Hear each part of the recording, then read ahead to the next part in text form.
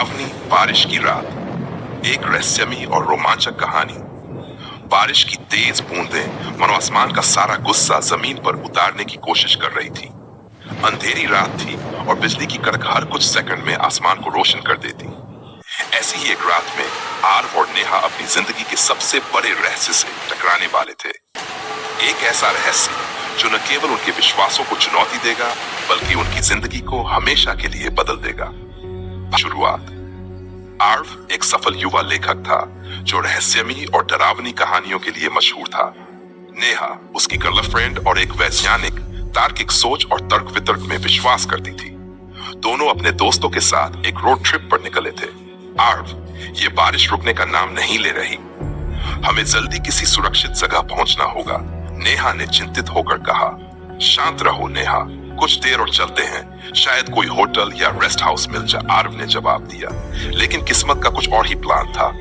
उनकी कार अचानक खराब हो गई। आसपास कोई मदद नहीं थी। तभी उन्होंने देखा कि सड़क के किनारे एक पुरानी और सुनसान हवेली खड़ी थी।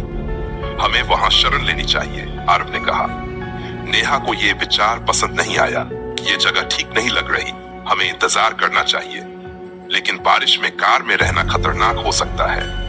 आओ देखते हैं, आर्व ने नेहा को मनाने की कोशिश की। हवेली का रहस्य। हवेली के दरवाजे तक पहुंचने पर एक बूढ़ा आदमी मिला। उसके चेहरे पर डर की परछाई थी। उसने चेतावनी दी, यह हवेली श्रापित है, जो भी यहाँ आया वो कभी वापस नहीं गया। लेकिन आर्व ने उसकी बात को नजरअंदाज कर दिया। हम सिर्फ रात भर के लिए रुकेंगे, सुबह होते ही चले जाएंगे। हवेली के अंदर घुसते ही माहौल अजीब लगने लगा। दीवारों पर पुराने और भयानक चित्र लगे थे। घड़ी की सुई 2 बजे पर रुकी हुई थी। हर कोने से अजीब सी ठंड महसूस हो रही थी। नेहा ने कहा, यह जगह मुझे अजीब लग रही है, क्या तुम्हें भी कुछ महसूस हो रहा है? आर्व ने हंसते हुए कहा, शायद यह तुम्हारा वहम है। इसे दिलचस्प बनाओ और देखो, शायद मुझे नई कहानी का आइडिया मिल जाए। अजीब घटनाएं। रात के 2 बजते ही हवेली में अजीब घटनाएं शुरू हो गई। नेहा ने देखा कि एक परछाई दीवार पर चलती हुई गायब हो गई। उसने आर्व को बुलाया लेकिन आर्व ने कुछ नहीं देखा। तुम्हारा दिमाग कुछ ज्यादा ही दौड़ रहा है, आर्व ने मजाक किया। कुछ देर बाद हवेली के एक पुराने दरवाजे से आवाज आई। दरवाजा अपने आप खुला और आर्व और नेहा ने अंदर झांक कर देखा। कमरे के बीचों बीच एक पुरानी किताब रखी थी। आर्व ने किताब उठाई। किताब पर लिखा था अधूरी कहानियां। नेहा ने कहा, यह कैसा अजीब नाम है, इस किताब का यहाँ होना क्या मतलब रखता है? आर्व ने किताब को खोला। उसमें कहानियां लिखी हुई थी, लेकिन हर कहानी अधूरी थी।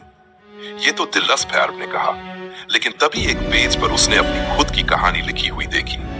कहानी का शीर्षक था आर्व की आखिरी रात। नेहा ने घबरा कर कहा, यह कैसे हो सकता है? ये तुम्हारी कहानियां कैसे हो सकती हैं? शेखर की सच्चाई। हवेली में उनके साथ एक टैक्सी ड्राइवर शेखर भी था जो उनकी मदद करने आया था। लेकिन शेखर की हरकतें संदिग्ध लग रही थी। वह बार बार फोन पर किसी से बात कर रहा था और हवेली से बाहर निकलने की कोशिश कर रहा था। आर्व ने पूछा, शेखर, तुम्हें क्या परेशानी है? क्या तुम कुछ छिपा रहे हो? शेखर ने जवाब दिया, मुझे सच बताना होगा। यह हवेली सामान्य नहीं है, ये लोगों की आत्माओं को फंसा लेती है। मैं यहाँ पहले भी फंस चुका हूँ, लेकिन किसी तरह दौड़। आर्व चौंक गए। अगर तुम जानते थे तो हमें क्यों लाए? शेखर ने कहा, मैंने सोचा शायद इस बार मैं इसे खत्म कर सकूं। आत्माओं का आगमन। धीरे धीरे हवेली के हर कोने से अजीब आवाजें आने लगी। नेहा ने देखा कि एक महिला की परछाई उनके पास आ रही थी। परछाई रोते हुए कह रही थी, मुझे यहाँ से निकालो, मेरी कहानी पूरी करो। आर्व को एहसास हुआ कि यह हवेली अधूरी कहानियों की कब्रगाह है। जो भी लेखक अपनी कहानियां पूरी नहीं करता, उसकी आत्मा यहाँ फंस जाती है। नेहा ने कहा, आर्व, यह सब सच है, हमें कुछ करना होगा। मौत या मुक्ति आत्माओं ने हमला करना शुरू कर दिया। शेखर गायब हो गया और नेहा और आर्व को अपनी जान बचानी पड़ी। तभी आर्व को एक आइडिया आया। उसने कहा, अगर यह सब अधूरी कहानियों की वजह से हो रहा है तो हमें इन्हें पूरा करना होगा। आर्व ने किताब को उठाया और लिखना शुरू किया। हवेली की सभी आत्माओं को शांति मिले, उनकी अधूरी कहानियां अब पूरी हो चुकी हैं। जैसे ही उसने आखिरी शब्द लिखा, हवेली हिलने लगी। आत्माएं गायब हो गई और हवेली धीरे धीरे ढह गई। चमत्कारी अंत। बारिश रुक चुकी थी। आर्व और नेहा खुद को एक सुनसान सड़क पर खड़े पाए। हवेली का कोई निशान नहीं था। नेहा ने पूछा, यह सब सच था या बस एक सपना? आर्व ने मुस्कुराते हुए कहा, शायद ये मेरी कहानी का प्लॉट होगा, लेकिन हमें कभी न कभी इस सवाल का जवाब जरूर मिलेगा। अंतिम रहस्य, शेखर का क्या हुआ? हवेली का सच क्या था? और सबसे बड़ी बात, क्या आर्व और नेहा वाकई बच पाए या ये सिर्फ उनकी कल्पना का हिस्सा था? असली रहस्य अब भी छिपा हुआ है।